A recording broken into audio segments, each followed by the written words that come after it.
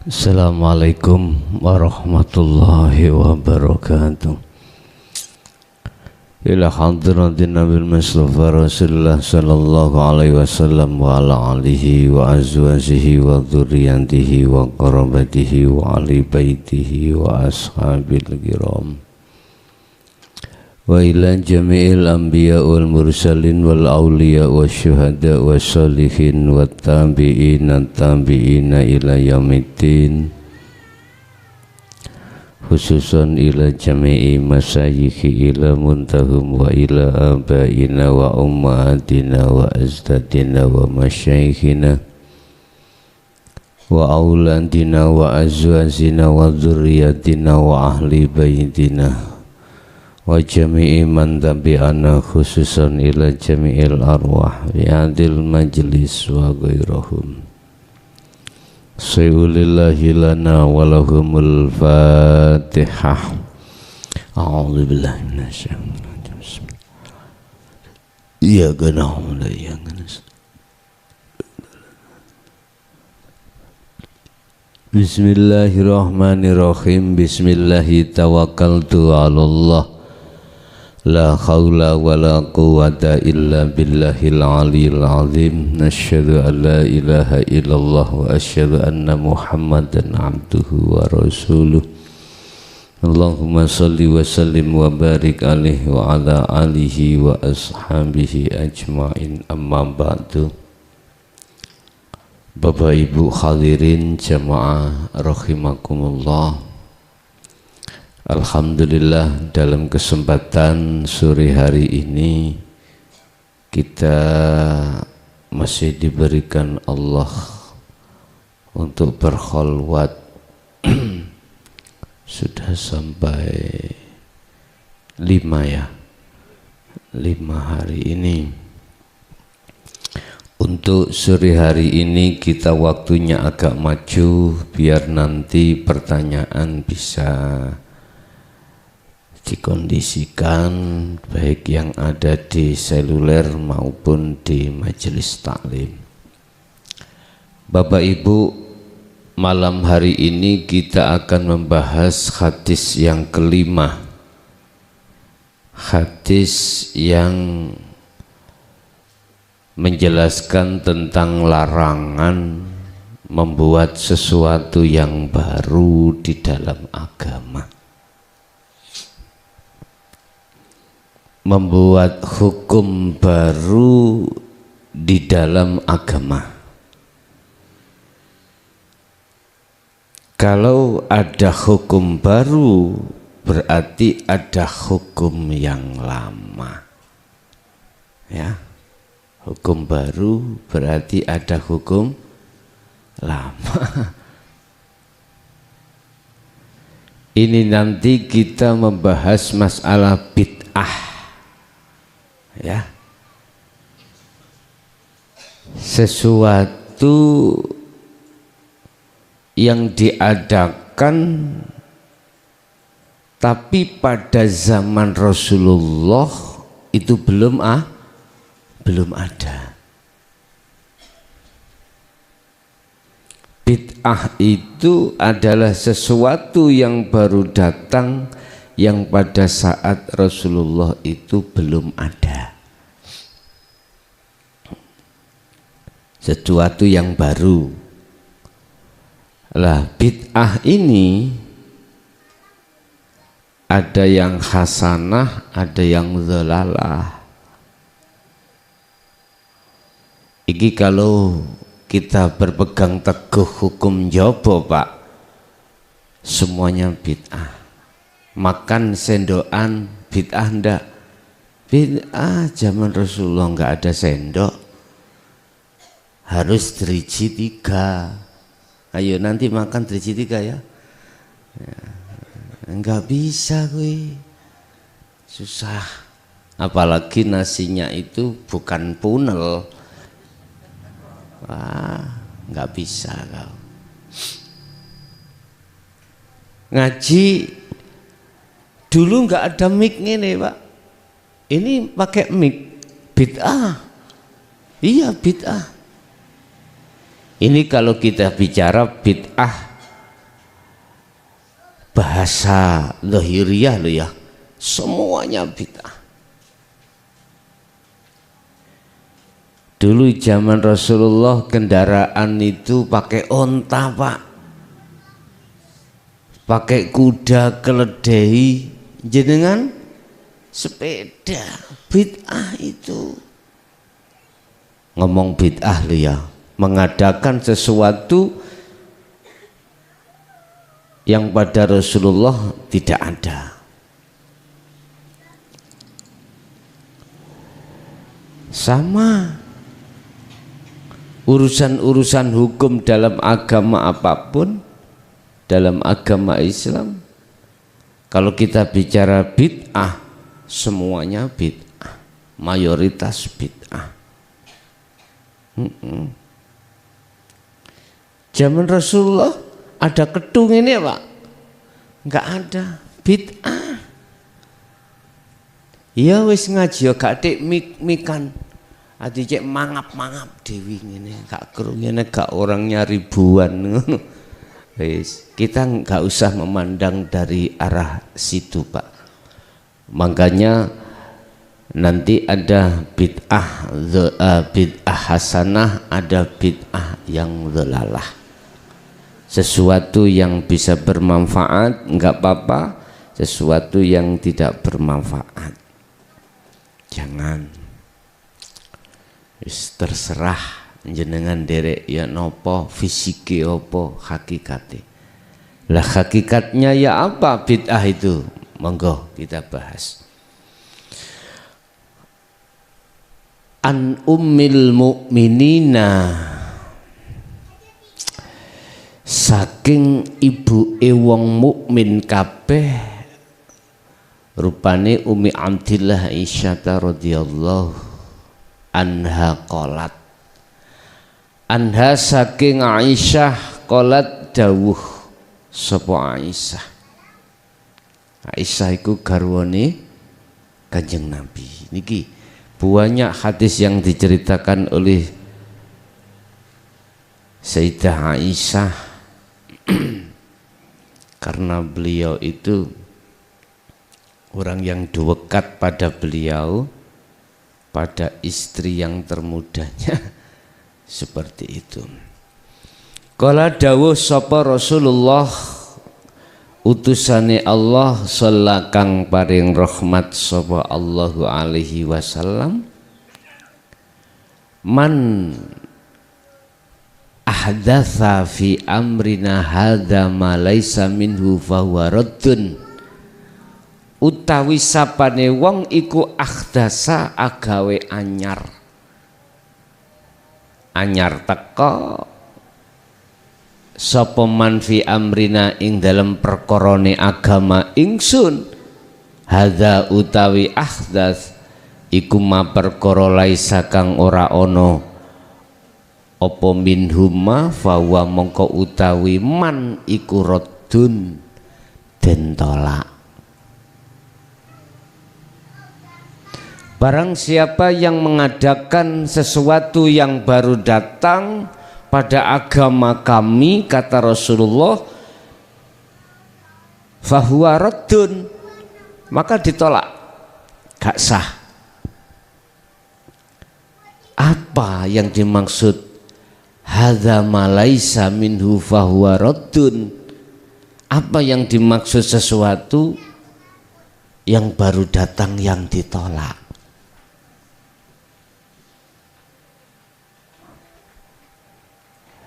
Wa fi riwayatin, lan ing dalem lan iku ing dalem siji riwayat lil muslimin kedue Imam Muslim, man amila amalan laisa alaihi amruna fahuwa raddun.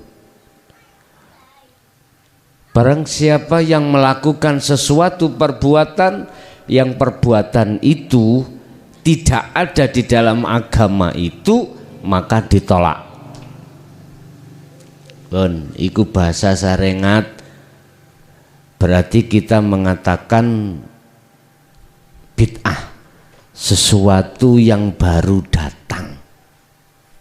Bid'ah, sesuatu yang tidak pernah terjadi pada Rasulullah. Iku bid'ah.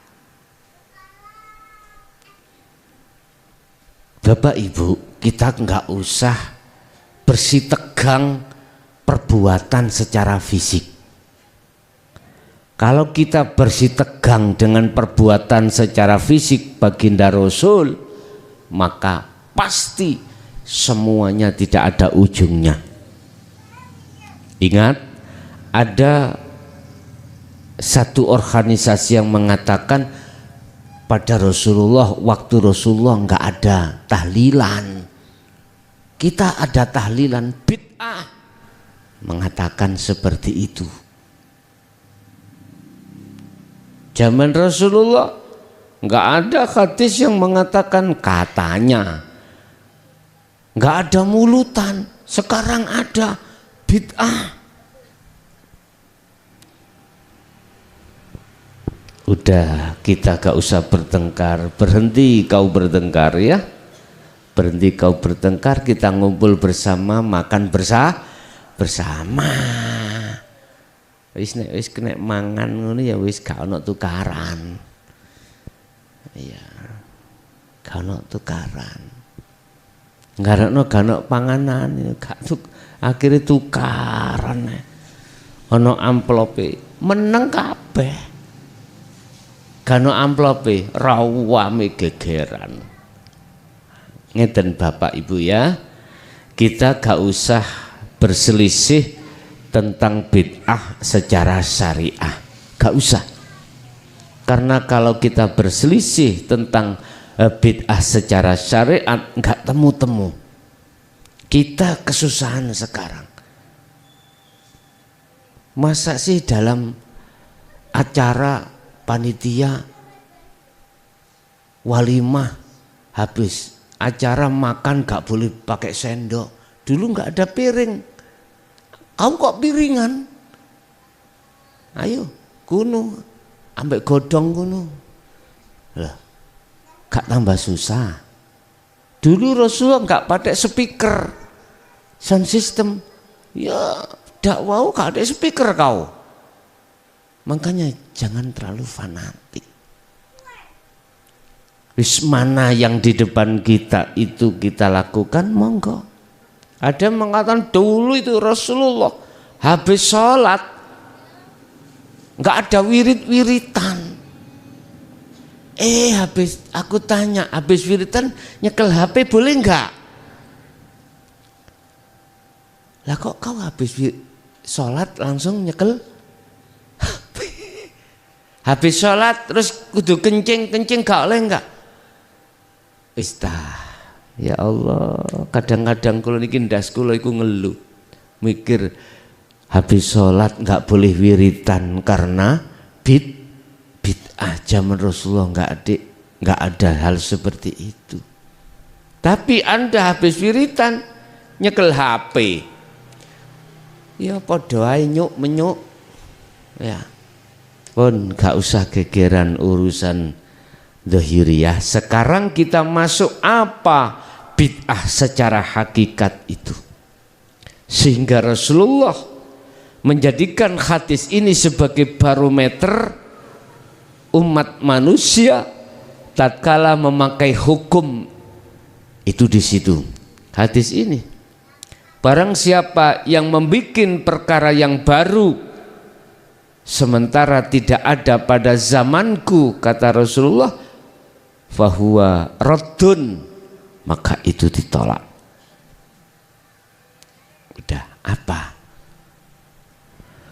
apa perkara yang baru ini dalam agama Pak ya? Dalam agama, sejarah mulai dari zaman Nabiullah Adam sampai zaman sekarang, iki hukum yang paling lama, hukum yang kodim, hukum sing paling lawas iki niki.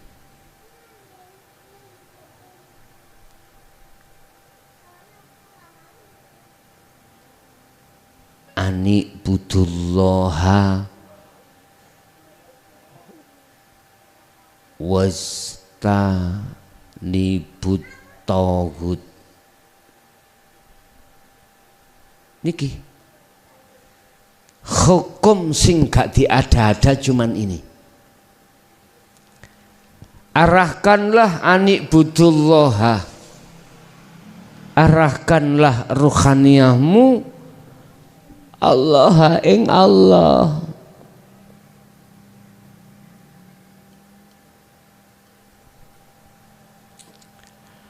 Arahkanlah ruhaniyahmu Allah ing Allah. Wajtanibu, dan jauhilah dirimu ruhmu atau huta ing piro-piro perkara kang menyesatkan ruhaniyahmu, yaitu duniawiyah. Niki hukum sing asli. Urusan jasmanimu itu berlaku yang model bagaimanapun silahkan. Yang terpenting ruhaniyahmu itu bertemu Allah. Yang terpenting ruhaniyahmu itu bisa makrifat pada Allah.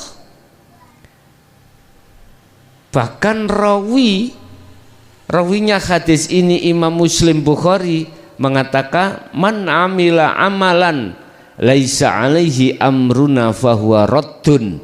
Barang siapa melakukan sesuatu perbuatan tapi di situ tidak disertai ruhaniyah makrifat pada Allah, artinya ruhaniyah ini mengadakan sesuatu hukum yang baru dihadapkan, maka tertolak di mata Allah.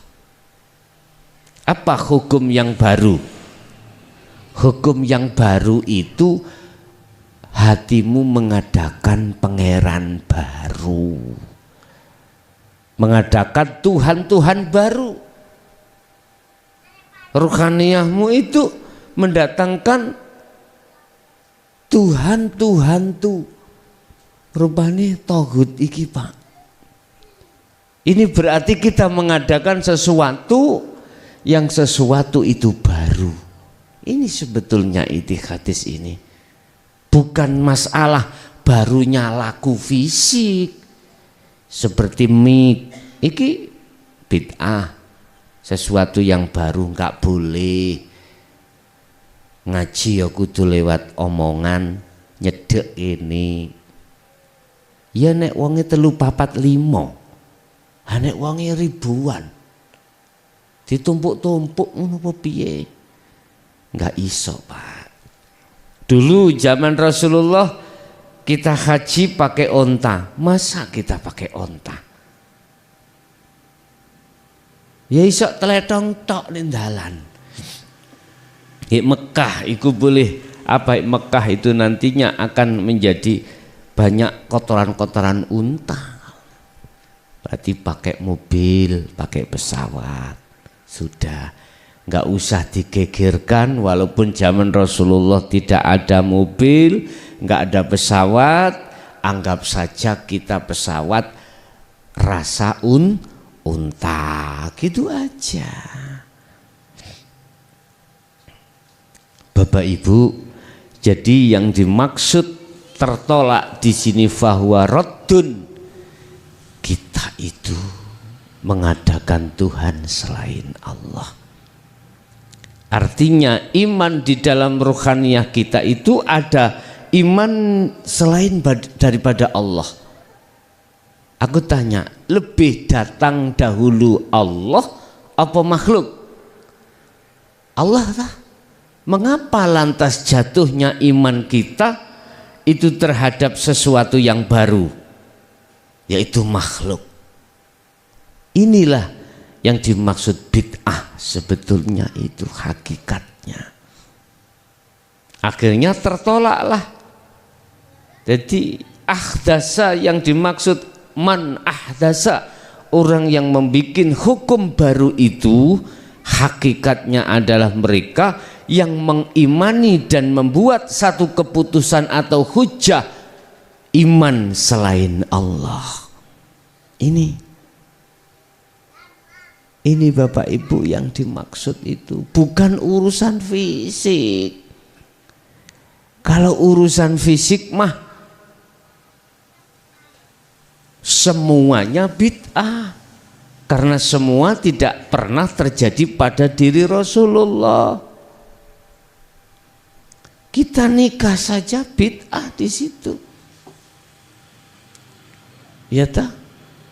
Di situ kita nekake, mohon maaf Pak, ngapunten, apalagi ada kaitannya dengan adat, ya tak? Kita sebelum menikah itu kadang ngenci indok, ya tak? Gila, apa itu? Mengidek ndok nih loh, menginjak telur, terus di situ ada gebogiru. Wah, macem-macem.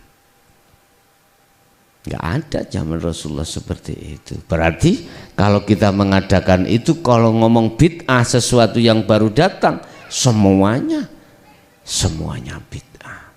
Makanya wahai organisasi yang sudah ada di Indonesia, tolong bos, tolong jangan gegeran bid'ah secara syariat. Jangan, wis pokoknya apik ya lakonono beres. Sing penting ruhaniyahmu itu jangan mengadakan hukum baru. Apa hukum baru? Mengadakan keimanan dalam satu keputusan bahwasanya selain Allah itu berperan. Ini wis tak elingno tentang bid'ah, cegak gegeran bid'ah dalam agama. Akhirnya tibaan nggak boleh, mulutan nggak boleh, tahlilan nggak boleh, dan mulutan nggak boleh, nyekel HP boleh. Aku ya mbuh nek ngono. Kalau kayak hukum mesisan, ya wis zaman Rasulullah menisan mulus-mulusan secara fisik. Wong lanang gak oleh celonoan, jubahono, wis. Gak oleh kelambenan, gamisan kabeh, serbanan kayak wong Arab niku lho. Apa ta awak dhewe wong Arab, awak dhewe wong Indonesia. Ya celonoan, Bos. Terus di pasar nggak boleh ada wanita, nggak boleh laki-laki tok. Panjenengan nggih gitu, kalau ke pasar wedhus sapi ya kudu gamisan, nggak boleh celonoan. Nek wedhus ucul cek gak uber-uber. Iya. Hanallah, udahlah bos, gak usah kita itu khilaf secara syariat hukum, gak usah. Ya, sudah berhenti. Kita harus evaluasi diri. Ternyata kitalah di antara golongan yang mengkhianati hadis ini, yang dimaksud membuat sesuatu yang baru tentang iman dalam hati kita, iman kepada selain Allah. Itu bisa mendatangkan manfaat atau mudarat. Contoh ya, contoh sering saya katakan, ini musim hujan, tangkis kita adalah jebol. Ada iman mengatakan karena air banjir itu yang menjebolkan. Lah inilah bid'ah sebetulnya itu. Hukum yang kau ada-adakan sendiri. Padahal sesungguhnya yang jebolkan tangkis adalah Allah. Ini Bapak Ibu yang perlu kami tegaskan. Oke? Kesimpulan, mengadakan sesuatu yang baru datang itu tidak di titik hukum syariat, tidak, tetapi di hukum hakikat. Silahkan secara fisik Anda itu melakukan perbuatan apa menurut agama Anda masing-masing. Yang terpenting ruhaniyahmu itu condongnya terhadap Allah. Millata Ibrahim Hanifa, condongnya rohaniyahmu untuk mengesahkan Tuhan yang Maha Esa. Oke, Bapak Ibu hadirin, itulah sedikit tentang masalah hadis yang kelima, berbicara masalah jangan mengadakan sesuatu yang di dalam agama kita tentang yang baru. Oke, kita masuk pada sesi tanya jawab dan dialog. Barangkali ada yang di majelis dulu, kami persilakan.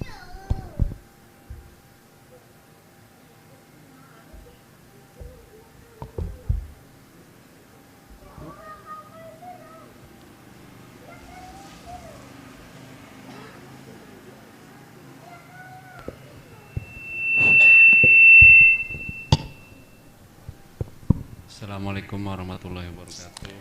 Waalaikumsalam warahmatullahi wabarakatuh. Apunten Ki Gus, badhe taken nggih.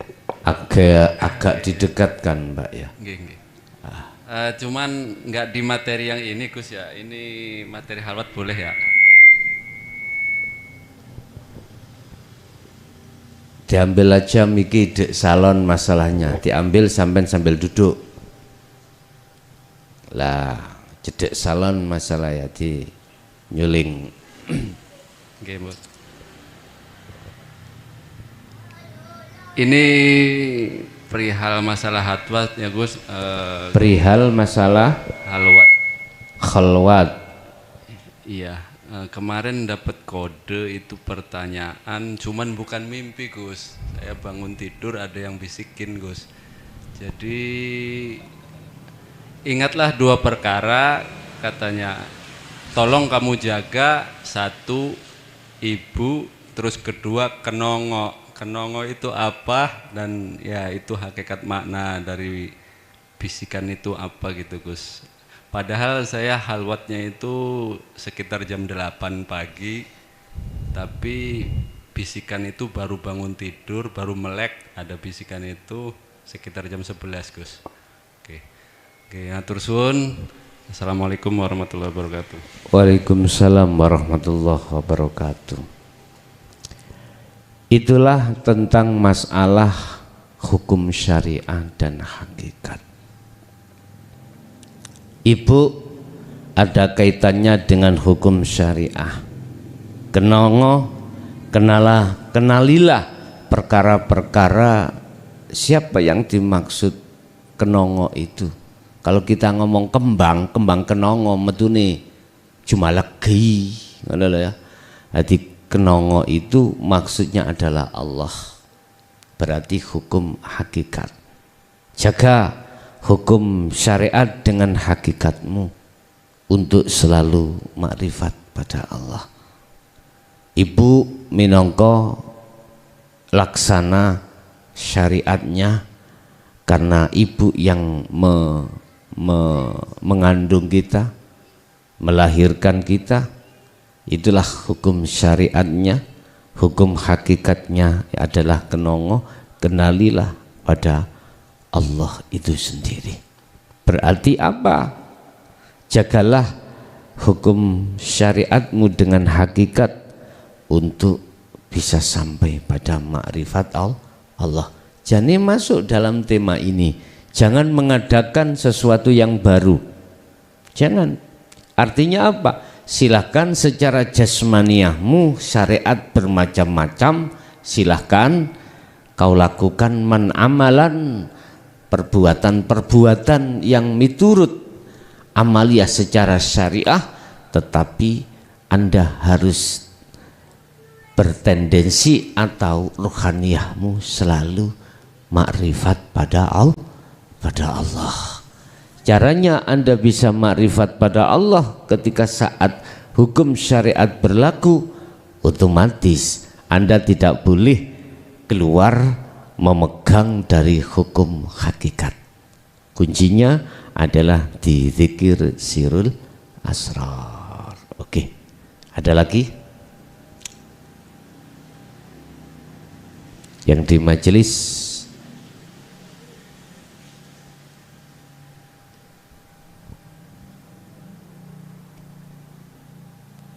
Assalamualaikum warahmatullahi wabarakatuh. Waalaikumsalam warahmatullahi wabarakatuh. bagaimana mensikapi secara hakikat terkait pelaku KKN atau gratifikasi, karena di era saat ini kita butuh bekerja, kita butuh milih sekolah itu mengeluarkan uang. Sedangkan nanti yang bekerja ini berarti kan juga mendapatkan penghasilan. Itu kalau dilihat dari segi hakikat itu bagaimana? Sampun matur suwun. Assalamualaikum warahmatullahi wabarakatuh. Waalaikumsalam warahmatullahi wabarakatuh. Bagaimana tentang masalah KKN atau gratifikasi ditinjau dari hukum hakikat? Sebab di zaman yang globalisasi ini mohal alias gak mungkin kita bisa keluar dari hal itu, karena zamannya kita dituntut untuk bekerja. Bapak Ibu hadirin jamaah rahimakumullah, melihat kondisi hukum di Indonesia seperti ini,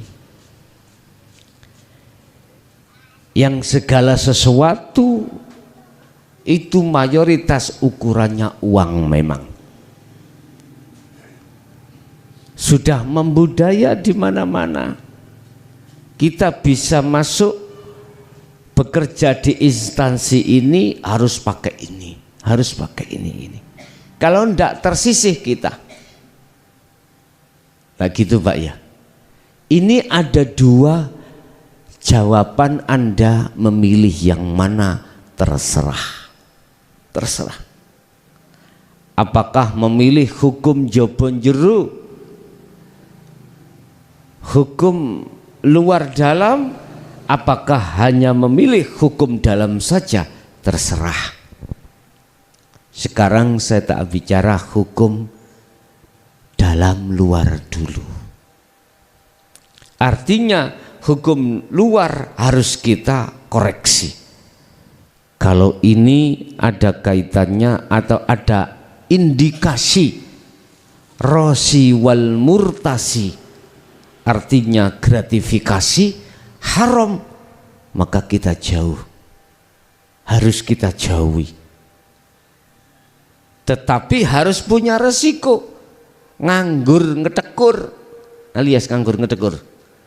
Kita nganggur nggak punya pekerjaan. Ada sih pekerjaan kuno, cari sampah, cari apa kuno, ada sih kerjaan. Kita berpedoman hukum dalam. Ngapain kerja di sana, kita ditarik ini hukumnya syariat ya haram dan lain sebagainya, mending gak usah, kita tetap cari kerja yang tidak pakai seperti itu.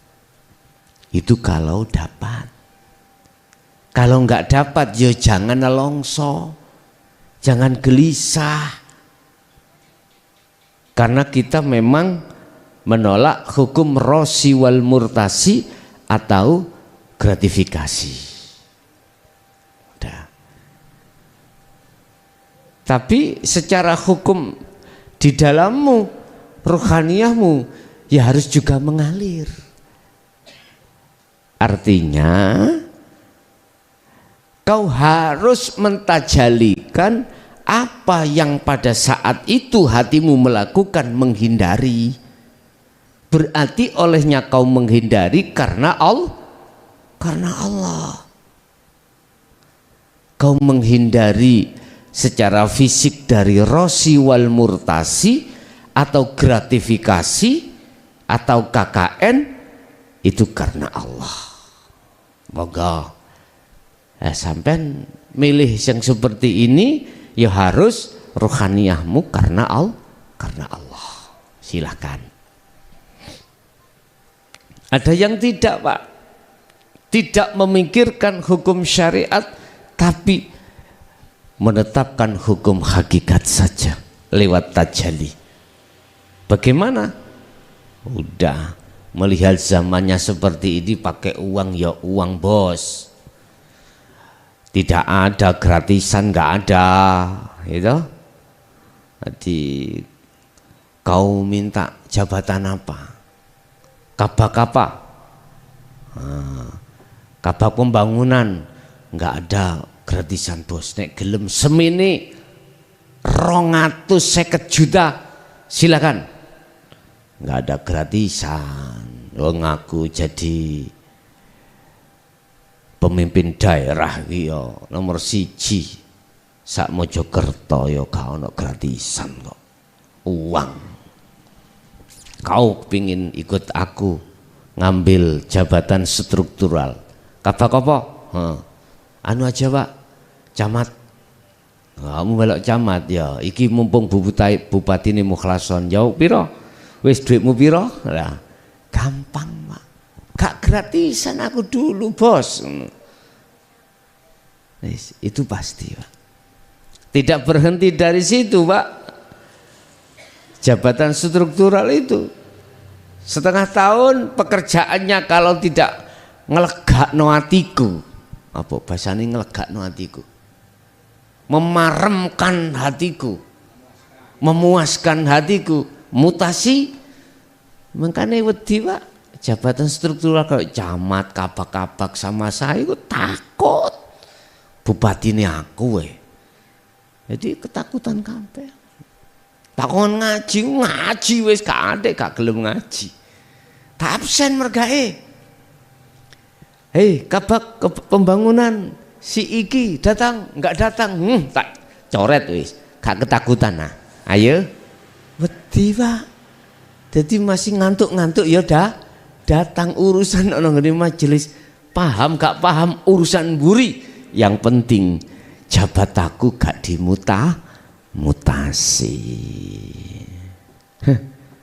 Ketakutan.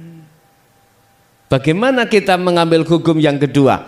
Udah, karena ini zamannya zaman yang memang pada manusia banyak gila dengan kehormatan, gila dengan masalah uang, maka Tuhan itulah yang kujadikan sebagai, maka uang itu, dunia itulah yang kujadikan sebagai Tuhanku. Udah, inilah perkara yang baru datang. Syariat tiga anu, nggak saya pikir hakikatnya yang penting hatiku tajali ngene yo karena loh, kalau hatimu betul-betul fana atas keakuamu, monggo bos, gak popo. Beda lo, nek iki sing penting aku melok-melok katanya, sing penting tajali beres jari Gusti, gak apa-apa. Lo tak takoi, waktu itu rohaniamu betul tajali apa ndak toh? Ayo dikoreksi dulu. Jangan ngomong tiru-tiru wah. Nyun sewu Bapak Ibu. Sekarang tanda kalau ruhaniah kita itu tajali betul-betul pada Allah bagaimana? Menetapkan keakuannya Allah bagaimana? Satu, Anda itu sudah tidak lagi merasa iman kalau semua itu sumbernya dari Anda. Artinya yang berperan dari Anda atau makhluk sudah tidak ada Pak. Iman dalam hatimu sudah tidak ada. Kalau kita masih ada iman kalau datangnya dari selain Allah, selain hidup, yaitu pada diri kita masing-masing, ya itu belum lah bos. Yang kedua, kau menetapkan mengimankan rohaniahmu bahwasanya apa yang terjadi di situ adalah karena hidupnya itu, lainnya sudah tiada. Orang sekarang yang dikejar itu apa toh Pak? Dohiriyah, popularitas, kehormatan, itu yang kita cari. Kebanyakan manusia itu di situ. Ya apa aku menjadi orang yang terpandang di tengah masyarakat? Boleh lewat kekayaannya, boleh lewat jabatannya, boleh lewat ilmunya wis macam-macam. Akhirnya nggak tahu mereka ternyata terjebak di dalam kepentingan hawa nafsu. Daripada ngono mending Pak budal nang perapatan nggawa gitar wis menyanyi Pak. Mending ngoten nek cara kula. Nggih mboten? Wis mending ngoten. Jadi nang perapatan ya nggawa gitar, pakai jubah ya dan lain sebagainya menyanyi. Mending gitu daripada kita tampil-tampilan dohiriyah itu. Tampilan dohiriyah cek dipuja wong teko dunyane, teko jabatane, teko ilmune. Mari umpangka ya gak digawa. Lah nggih ta? Bojomu sing ayu mening-mening gak mungkin elok awakmu nang kuburan, gak mungkin. Sirik tangga, sirik kanca. Di sana Pak nek kita nolong janda ya. Ngono sak anake bos, aja wong tuane tok. Ngoten. Lah, semua apa yang kita mohon maaf, semua apa yang kita kumpul-kumpulkan, yang kita jadikan sebagai hati itu bangga-bangga di atas manusia dan bangga-bangga untuk bertakabur pada Allah, semuanya sirna kita tinggalkan. Jadi apa akhirnya? Ayo. Oke. Jadi Pak ya Bu, Pak yang tanya tadi, jadi kita memakai hukum yang mana terserah. Kalau kita memakai hukum dalam dan luar, itu tadi kita harus menghindari dari gratifikasi atau rosi wal murtasi, KKN tadi. Berarti kita ya cari pekerjaan seadanya. Makanya mending kita pakai jasa tadi, jasanya menyanyi, dikei silahkan, gak dikei silahkan. Berhubung hatimu duduk di hukum hakikat, bah kok kei, bah kok gak kok kei, nggak ngerundel ning nganti. Enak, mending ngono, mending seperti itu. Kita di perapatan atau nyebrang-nyebrang loh Pak ya, nyebrang dikasih monggo, gak dikasih monggo. Tapi di pandangan manusia elek, rendah. Kita nggak usah memandang manusianya Pak. Ruhaniyah kita kalau kita sudah ngaji di Jaya Baru, memandang ruhaniyah kita pandangan Allah. Urusan pandangan jobo, yus pandang-pandangan dewi.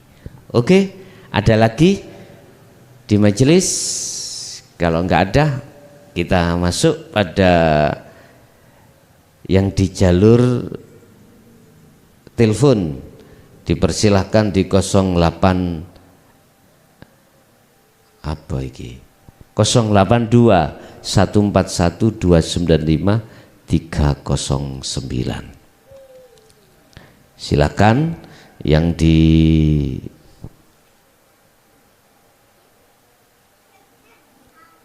jalur alternatif di telepon 082 141 295 309, boleh lewat telepon HP WA ataupun seluler. Oke. Yang sudah masuk kita terima. Assalamualaikum. Waalaikum. Halo, assalamualaikum. Waalaikumsalam. Iya Bu. Mohon ini di luar dari luar saya. Dari mana Bu? Dari Samarinda Bapak. Iya. Yang ditanyakan Bu? Ini kan masih kayak kita penilai ya Pak. Kita dulu memperhatikan video itu macam kayak begini saja Pak. Jelas apa enggak? Hati kita Berpikir juga punya keyakinan bahwa semuanya Bu, kelihatannya gak jelas, Bu. itu Allah. Kita yakin itu juga. Baru kayak begitu. Karena zikir itu kayak apa ya, Pak? Mohon penjelasan ya, Pak ya. Terima kasih. Assalamualaikum warahmatullahi wabarakatuh. Waalaikumsalam warahmatullahi wabarakatuh. Ibu mohon maaf ya, tadi di audio kami gak jelas, mungkin tak gerabak tentang dzikir sirul asrar. Bagaimana caranya kita ya di belakang Ibu tadi. Assalamualaikum. Halo. Halo, Assalamualaikum. Waalaikumsalam. Dari mana Bapak? Dari Majenang, Bu. Majenang niku pundi, Pak? Cilacap, Bu. Cilacap. Nggih, langsung yang ditanyakan Bapak. Gini Gus, saya kan menerapkan zikir sirul asrar, tapi setiap saya menerapkan habis sholat kayak gitu, itu rasanya kok kayak yang mau buka apa kayak gitu, tapi kok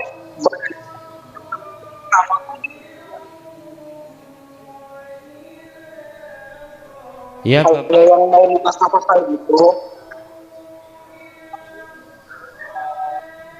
Halo. Iya, halo. Gimana? Kalau mengamalkan zikir sirul asrar habis sholat itu bermunajat, itu kok badan rasanya gemeteran, takut kayak gitu, Bu. Jelas, Bapak. Ya, halo. Nggih, mergae kupingku krungu salon situk tok. Kiwane gak ono, dadi gak jelas.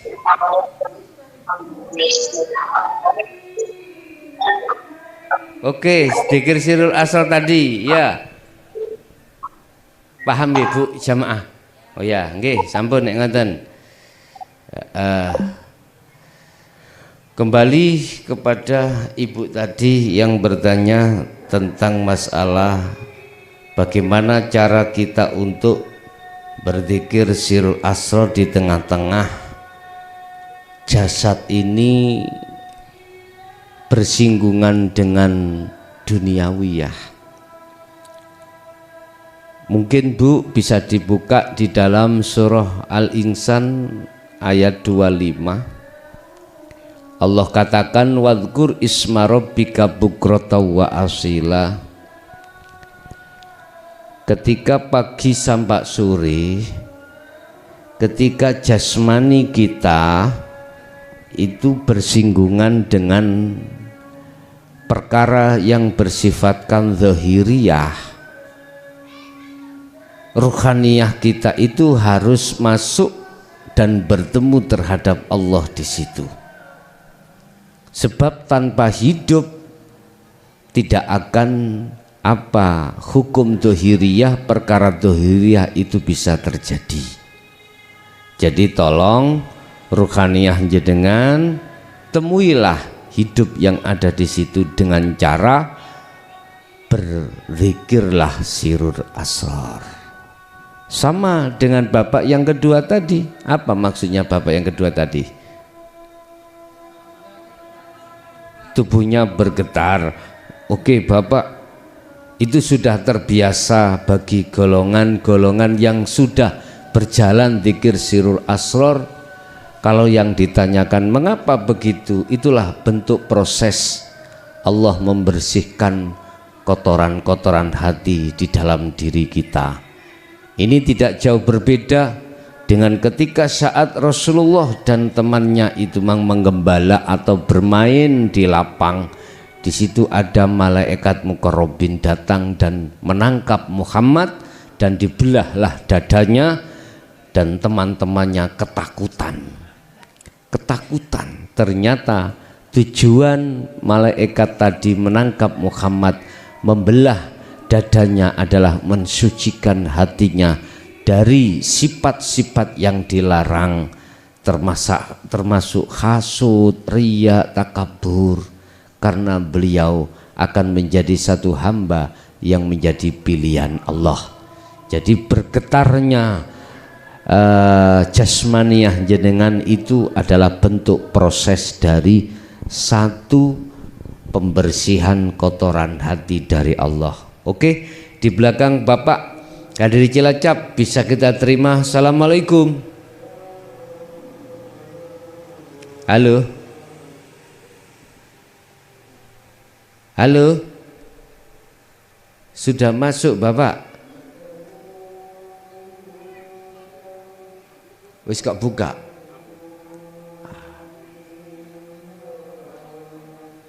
Tak bateni. Halo?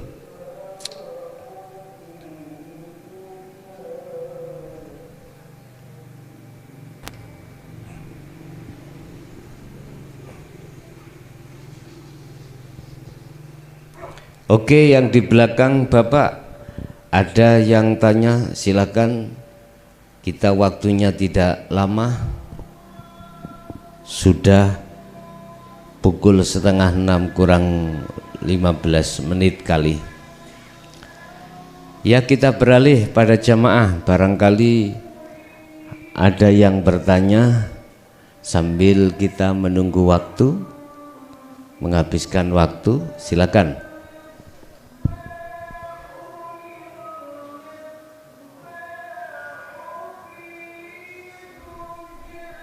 Ini sepeda kan pancatan.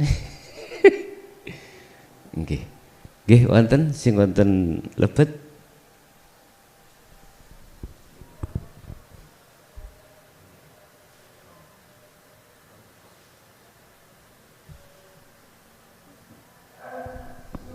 Ya, di jalur telepon silakan yang ingin bergabung di 082 141 295 309.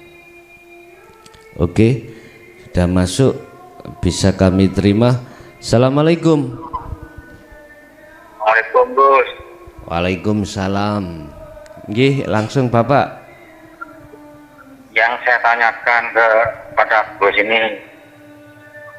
saya habis subuh tadi malam itu bermimpi naik kereta kencana sarang jenengan. Ini petunjuk apa nih Gus? Naik kereta kencana, nggih. Sudah naik kereta kencana sarang Gus. Iya. Habis subuh mimpi tapi Gus. Iya, enggak apa-apa. Petunjuk apa ini? Iya, saya terima. Ya. Assalamualaikum Gus. Waalaikumsalam warahmatullahi. Naik kereta kencana itu hakikatnya apa? Ya. Nggih, di belakang Bapak tadi mungkin ada yang ingin bergabung. Kami persilahkan. Ada yang sudah masuk.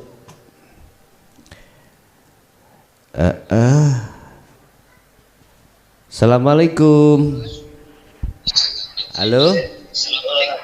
Nggih, ini dari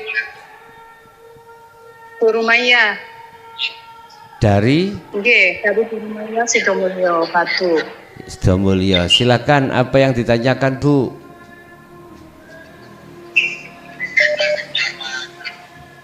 Halo. Halo, niki saya taseng wonten teng lebet, Pak. Nggih, halo. Halo, sudah masuk. Yang ditanyakan Ibu apa? Ini yang ditanyakan ketika kita sholat,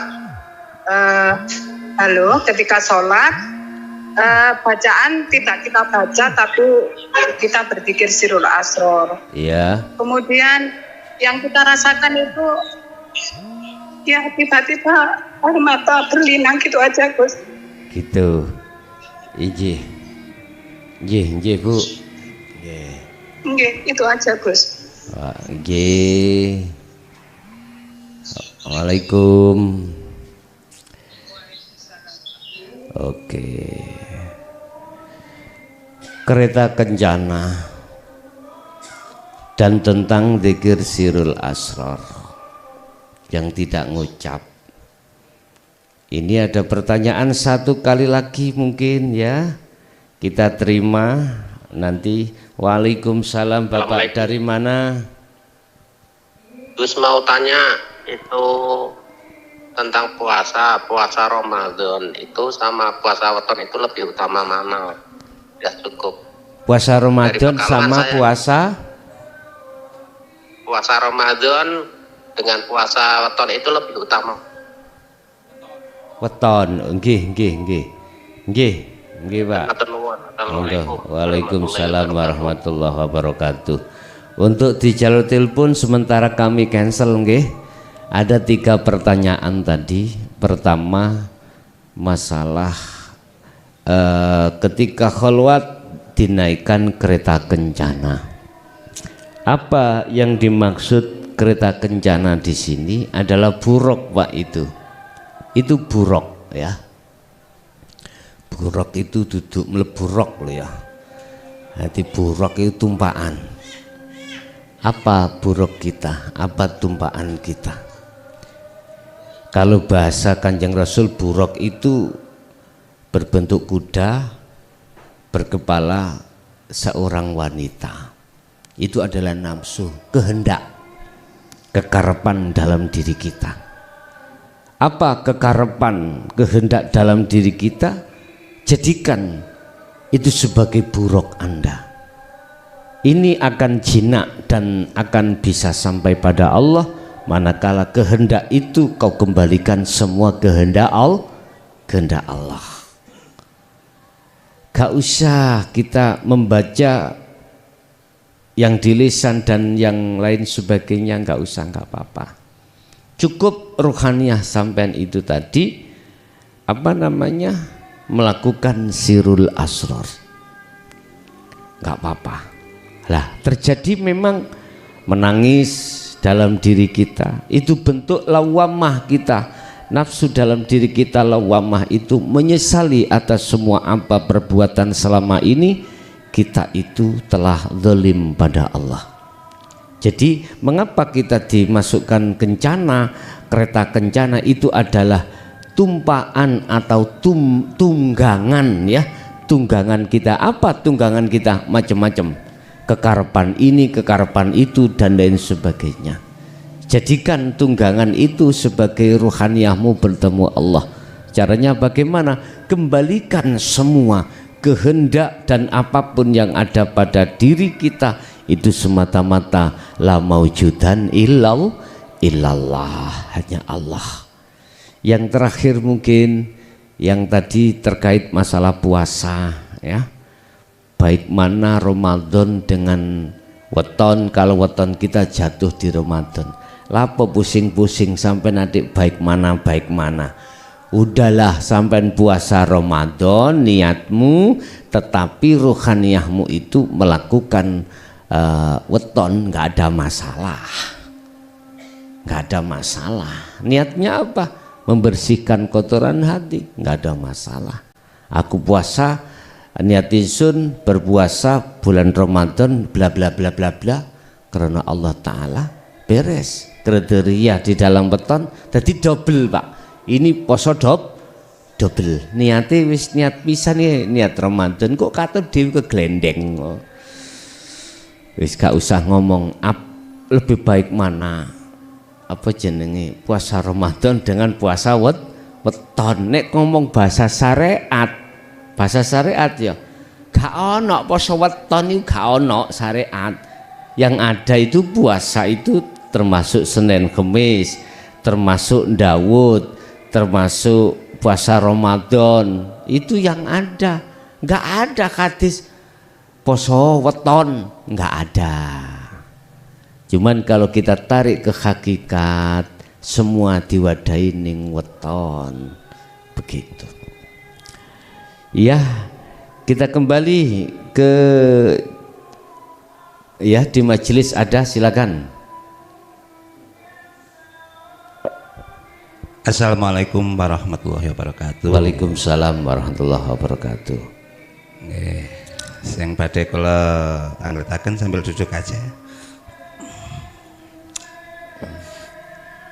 Tentang puasa di bulan Ramadan, Gus. Iya. Itu kok yang saya mau tanya dan saya memang belum pernah mengerti apakah memang ada perintah di dalam Al-Qur'an itu. Terus kok setiap nabi kok puasanya kok berbeda-beda begitu. Ini tolong sampan urai biar banyak pengetahuan. Niku mawon nomor kali kok sampan ngertos wonten pengaman berjubah bareng. Matur suwun ngeten, mohon keterangane Gus. Jangan tambah kata ilmune. Kami akhiri assalamualaikum warahmatullahi wabarakatuh. Waalaikumsalam warahmatullahi wabarakatuh. Berbicara tentang puasa di dalam surah apa itu saya lupa, yang bunyinya gini. Nanti dicari. Ya ayyuhalladzina amanu kutiba alaikumusiyam kutiba alaikumusyamu kama kutiba alal ladzina min qablikum la'allakum tattaqun. Wahai orang-orang yang beriman, kutiba diwajibkan alaikum ing atase sira kabeh apa asyamu puasa. Kama kutiba alal ladzina min qablikum kaya oleh den wajibake orang-orang sebelum kau. La'allakum tattaqun, semua itu semata-mata supaya Anda bertakwa pada Allah. Kalau membahas puasa Ramadan ini di dalam surah apa saya lupa, yang jelas ada di dalam Al-Qur'an, itu diwajibkan secara syariah. Tetapi yang dimaksud asyam, kutiba alaikumussyam, siam puasa, hakikat itu yang bagaimana? Ini yang harus saya luruskan. Karena apa? Di belakang ayat la'allakum tattaqun. Karena ini membahas tentang takwa. Lah, sedangkan takwa itu letaknya di ruhaniyah. Takwa itu berarti harus membidik juga, membahas juga tentang puasa secara hakikat. Puasa secara syariat diterangkan di dalam hadis dan ijma' qiyas. Kalau di dalam Al-Qur'an gak oleh mangan tetel, gak oleh makan nasi, enggak di situ ranahnya. Jadi kita melihat lebih luas lagi di dalam hadis dan ijma' qiyas. Intinya jasad ini menahan lapar dan dahaga pada waktu yang ditentukan. Mulai fajar sodik sampai ghurubu syamsi berarti maghrib. Artinya inilah yang dimaksud Allah dalam surah Al-Insan, wadhkur isma rabbika bukrata wa asila. Pagi berarti pagi itu munculnya fajar sodik, waktunya sholat subuh itu. Udah mulai saat itu bukrata wa asila sampai sore berarti tenggelamnya malam. Jadikanlah Anda untuk berzikir. Artinya berzikir itu sadar diri ruhaniyah bahwasanya selain Allah itu tidak ada. Bahwasanya semua apapun selain Allah itu tidak berkuasa, tidak punya peran. Dan diartikan hanya Allah hidup itu yang berperan. Loh, ini berarti rohaniyahmu menjaga jangan sampai kemasukan iman selain Allah. Ini maksudnya puasa secara hakikat, secara rohaniah itu. Kalau ini sudah betul-betul dilakukan oleh rohani, otomatis la'allakum tattaqun. Kutiba alaikumusiyam kama kutiba alal ladzina min qablikum la'allakum tattaqun. Itu pasti Pak, takwa itu akan muncul dengan sendirinya di dalam diri Anda. Itu pasti. Tapi coba kalau kita puasa hanya secara syariah aja, cukup kita itu menahan lapar dan dahaga aja. Dapatnya ya kuwi, hanya itu. Sementara kita tetap kemasukan iman-iman selain Allah. Inilah bahayanya. Makanya mengapa Rasulullah sampai tego mengatakan sallu kama ra'aitumuni usolli. Laku sira kabeh urusan dunya, urusan syariat. Tapi yo sak jerone pisan. Sedalamnya, artinya hukum syariat apapun, laku apapun yang Anda lakukan, silahkan. Yang terpenting rohaniahmu itu tidak keluar dari hukum hakikat. Bapak Ibu, inilah sing dimaksud Rasulullah sallu kama ra'aitumuni usolli. Njaba dadi jero, luar dari dalam rangka mengesahkan Allah. Ya ta? Enggak apa-apa. Walaupun dohir di perapatan dan lain sebagainya, walaupun dohir iki mau di kantor, walaupun dohir di ladang, walaupun dohir di pasar, silakan. Sama saja semuanya. Sama. Status di mata Allah itu sama. Manakala rohaniah itu tetap duduknya di tajalli Allah. Artinya rohaniah tetap memandang terhadap Allahnya yang berlaku. Akhirnya imannya ada di situ. Oke Bapak Ibu, mungkin itu ya apa yang bisa kami sampaikan. Sudah cukup. Ini sudah mendekati maghrib Pak Bung. Oke, semua apa yang telah diberikan Allah estu menjadikan satu ilmu yang bermanfaat baik dalam diri kita maupun anak putu kita ila yaumil qiyamah. Lahumul Fatihah. Bismillahirrahmanirrahim.